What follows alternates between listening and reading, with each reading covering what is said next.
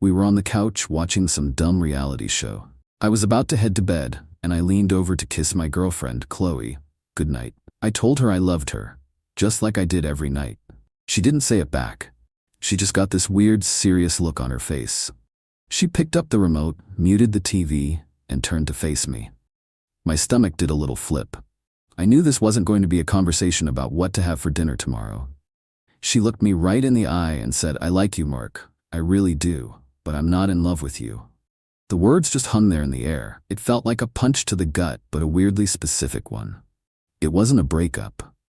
It was a downgrade, a demotion. She was informing me of a change in her terms of service, expecting me to just click "I agree" and continue. I'm a systems analyst. I spend my days looking at complex systems, finding inefficiencies, and making them logical. My brain doesn't do well with ambiguous emotional nonsense, so I just processed the data she had given me. She likes me. She is not in love with me. Acknowledged. "Okay," I said after a moment. "Thanks for the clarification." That was it. I didn't yell. I didn't ask why. I didn't beg her to reconsider. I just nodded, stood up, and went to bed. I could feel her staring at my back as I walked out of the room. She was expecting a scene. She was expecting me to fall apart, to ask her what I could do to win back her love. She was expecting me to start working for a promotion I didn't even know I had lost. She got nothing. Just quiet, calm acceptance. As I lay in bed, staring at the ceiling, my phone on the nightstand buzzed. It was a notification from a group chat she was in with her friends, a chat she had once shown me and that I was still logged into on the shared tablet in the living room. I didn't even have to look. I knew what was happening. She was reporting back to her committee, the board of directors, for her feelings. I heard her come into the bedroom a few minutes later, thinking I was asleep. She got into bed, the mattress shifting under her weight. The little blue light of her phone screen illuminated her face. I could hear the faint tap, tap, tap of her thumbs. She was getting the validation she needed. Her friends were telling her how brave she was, how honest, how mature it was to speak her truth instead of just breaking up with me. They were praising her for this brilliant new relationship model she had invented, a relationship where she got all the benefits of my stability, my home, and my income, without any of the messy obligations of being in love. She thought she was being clever. She thought she had just successfully renegotiated our contract in her favor. She had no idea she had just activated a termination clause. She had just downgraded me from boyfriend to roommate, and I was about to become the most efficient, logical, and emotionally vacant roommate she had ever had. The game was on. She had set the rules. I was just going to play by them, with brutal precision. Update 1. It's been a week since Qley's brave confession. A week of what she probably thinks is me maturely processing my feelings. In reality, it has been the implementation of what I'm calling the roommate protocol. Thanks for the comments on my last post. A lot of you said to just kick her out. That's not my style. That's a messy, emotional confrontation. I prefer a slow, quiet, systematic dismantling. It's more effective. The protocol began the morning after her announcement. I woke up at my usual time. Normally, the first thing I would do is lean over, kiss her, and tell her good morning. Not this time. I got out of bed, went to the kitchen, and made a pot of coffee. I poured myself a mug. I put the rest in a thermos to take to work. I left the empty pot on the counter. The man who made her coffee every morning was in love with her. That man was gone. The roommate who shares the kitchen with her does not. I got ready for work. I walked out the door with a simple "have a good day" tossed over my shoulder. No kiss. No, "I love you." I was polite, civil, the same way I would be to a coworker I shared an office with. The first few days she seemed to think this was great. She was cheerful, almost relieved. She had her space. The pressure was off. She had successfully friend-zoned her live-in boyfriend without losing the apartment or the lifestyle. She was getting everything she wanted. Then, the small things started to add up. On Friday, she sent me a text in the afternoon. "Hey, the girls and I are thinking of trying that new Italian place tonight. Can you book us a table for 8 so?" This was standard practice. I was the planner. I handled reservations, tickets, travel arrangements. I replied a few minutes later. "Sorry, I'm busy tonight. You should call them directly. They're usually booked up." Her reply was just a single question mark. I didn't respond. I was busy. I was at the gym, something I'd started doing with the extra time I now had in the evenings. That weekend, the protocol went into full effect. I did my laundry, only my laundry. I went grocery shopping. I bought food for myself for the week. Steaks, chicken, stuff for my lunches. I didn't buy any of her favorite snacks, her gluten-free bread, or the ridiculously expensive almond milk she liked. I came home, put my groceries away on my designated shelves in the fridge and pantry, and started meal prepping for my week. She came into the kitchen, looking confused. "Did you go shopping?" "Yep," I said, not looking up from the chicken I was slicing. "You didn't get any of my stuff." It wasn't a question, it was an accusation. "Oh, sorry," I said with the polite disinterest of a stranger who just cut you off in line. "I just grabbed what was on my list. I can text you a picture of my receipt so you know what your half of the shared stuff like paper towels comes to." The look on her face was a mixture of shock and outrage. I had never, not once in 2 years, asked her to split the grocery bill. But the man who bought all her groceries was in love with her. The roommate just pays his fair share. The cracks really started to show on Sunday. Her car had been making a weird rattling noise for a week. She'd mentioned it a few times, clearly expecting me to handle it. On Sunday afternoon, she came into my home office. "My car is acting up again," she announced, leaning against the doorframe. "I really think you should take a look at it. I don't want to get ripped off by a mechanic." I swiveled in my chair to face her. "That sounds stressful," I said, my voice full of practiced, neutral sympathy. "It's always a good idea to get a few different quotes before you commit to any major repairs. Yelp is a good resource for finding reputable shops in the area." I then turned back to my computer. She just stood there for a full minute, completely silent. I could feel her staring at me, trying to understand what was happening. The man who would have spent his Sunday afternoon under the hood of her car, the man who had a trusted mechanic on speed dial, was in love with her. The roommate was busy. She finally huffed and walked away. "The thing is, I'm not being a jerk. I'm being literal. She said she likes me. So I'm treating her like someone I like, a friend, a roommate. I would give a friend advice on finding a mechanic. I wouldn't spend my Sunday fixing their car for them."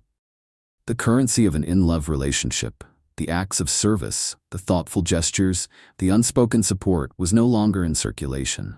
She had devalued our emotional currency to zero. I was simply adjusting the economy of our household to reflect that. She's starting to realize that her brave, honest declaration didn't just free her from the burden of loving me. It freed me from the obligations of loving her. And she's starting to see just how many of those obligations she took for granted. The silence in the apartment is getting louder. She keeps trying to start conversations, to get some kind of emotional reaction from me. She gets nothing but polite, friendly indifference. She thought she was just taking love off the table. She's beginning to suspect she might have accidentally cleared the whole table, plates and all. Update 2. It's been a month now since Qley put our relationship on notice. A month of the roommate protocol. And the system is beginning to show signs of a catastrophic failure on her end. What she thought was a brilliant power move has turned into a slow, agonizing, self-inflicted wound. The politeness, which she first found refreshing, has become a form of torture for her. It's a constant, impenetrable wall. There are no cracks, no moments of weakness she can exploit. I am consistently, cheerfully, and devastatingly neutral. Her birthday was 2 weeks ago. This was the first major test of the new system. In the past, I would have planned something for weeks. A surprise party, a weekend trip, a thoughtful, expensive gift. This year, when I woke up on the morning of her birthday, I rolled over, saw she was awake, and said, "Happy birthday, Qley. Hope you have a great day." Then I got up and started my morning routine. She lay in bed, watching me, a look of complete disbelief on her face. I could see the gears turning in her head. She was waiting for the other shoe to drop. The surprise breakfast, the flowers that would be delivered, the hint about a special dinner reservation. Nothing came. She finally came into the kitchen while I was making my morning protein shake.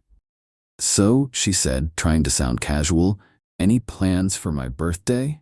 "Me?" I asked, turning to face her. "No, just work and then the gym. Did you have something planned?" "I just thought, we would do something. she stammered. Oh, I said, a look of mild, friendly realization on my face.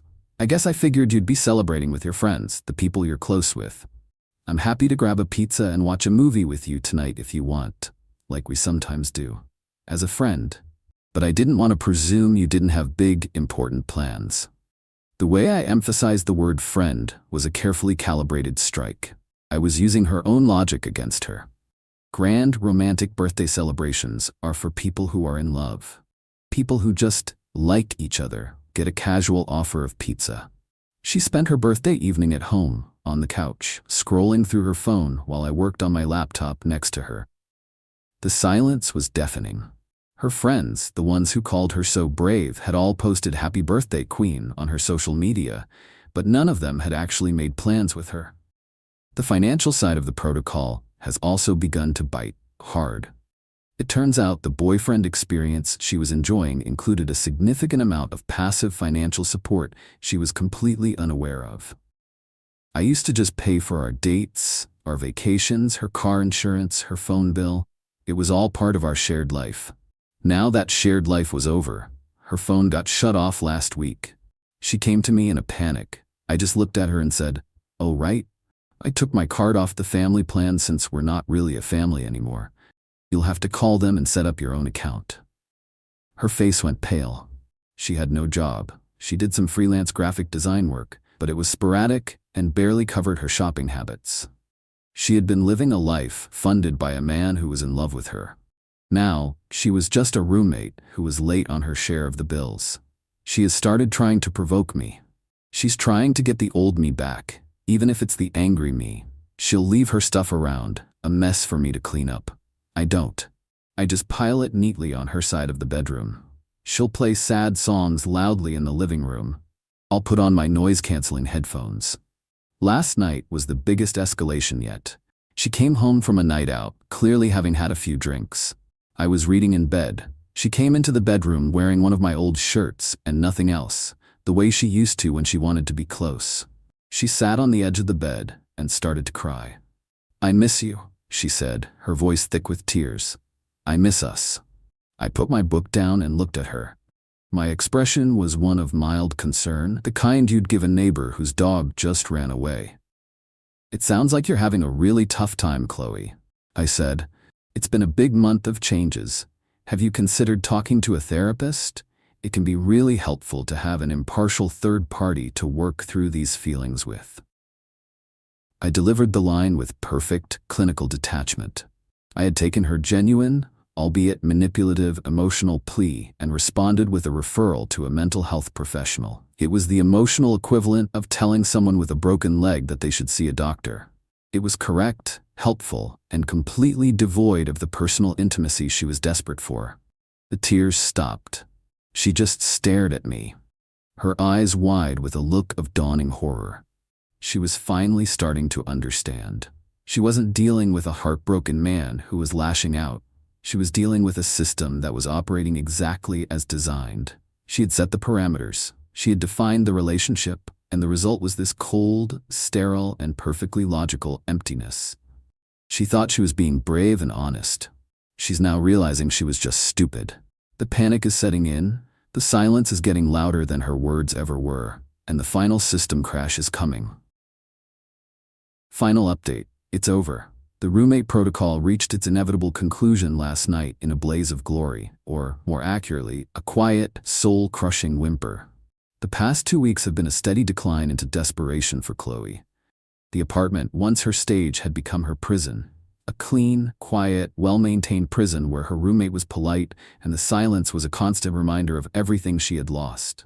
She had tried everything to get a rise out of me. Tears, anger, seduction, guilt trips. Nothing worked. I was a gray rock, a friendly, smiling, unmovable wall of indifference. The breaking point came, as I knew it would, over money and the future. The lease on our apartment is up at the end of next month. A few days ago, the renewal offer came from our landlord. I left it on the kitchen counter for her to see. Last night, I came home from the gym to find her sitting at the kitchen table, staring at the lease renewal. She looked like she hadn't slept in days. "We need to talk about this," she said, her voice small. "Okay," I said, putting my gym bag down. What's on your mind? Are we going to renew the lease? She asked. I'm not, I said simply. The color drained from her face. What? What do you mean you're not? Where are we going to live? I'm not sure where you're going to live, Qley, I said, keeping my tone even and friendly. But I've already signed a lease on a new place, a one-bedroom, closer to my office. I move in on the 1st. She just stared at me. I could see the final pieces of her world crumbling in her eyes. This wasn't just a Cold War anymore. This was an eviction notice. I had made plans for my future, plans that didn't include her. You're leaving me? She stammered, the words sounding absurd even to her. Leaving you? I asked, feigning confusion.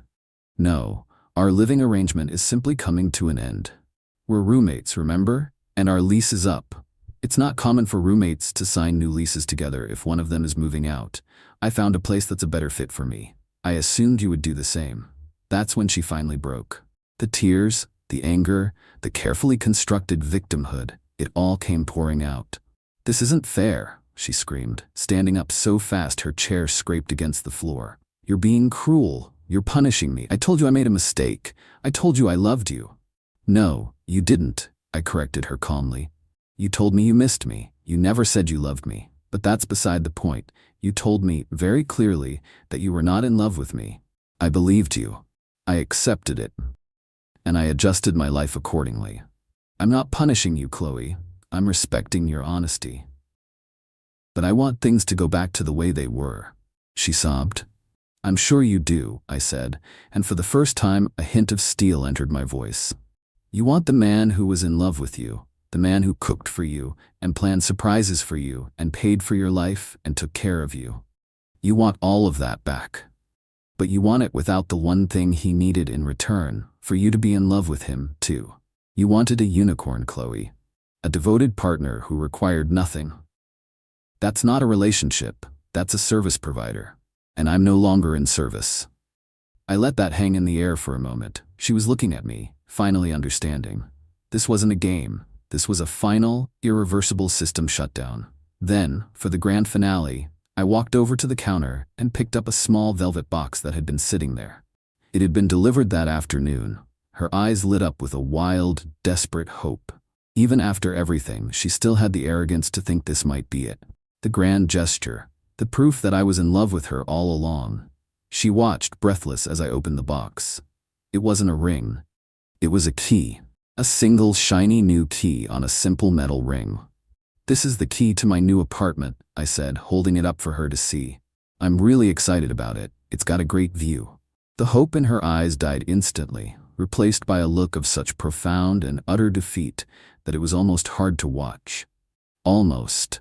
She had gambled everything on the belief that my love for her was an unconditional resource she could turn on and off at her convenience. She had just found out that it came with one very simple condition. It had to be returned. She didn't say another word. She just sank back into her chair and stared at the lease renewal on the table. A piece of paper that was now her problem, and her problem alone. I left her there and went into my office to work. The silence that filled the apartment wasn't loud anymore. It was just empty. I have 30 days left as her roommate. Then, I'm free. She got exactly what she said she wanted. A life with a man who isn't in love with her. I just never think she considered that that man could be me, walking out the door to a life that she will never be a part of.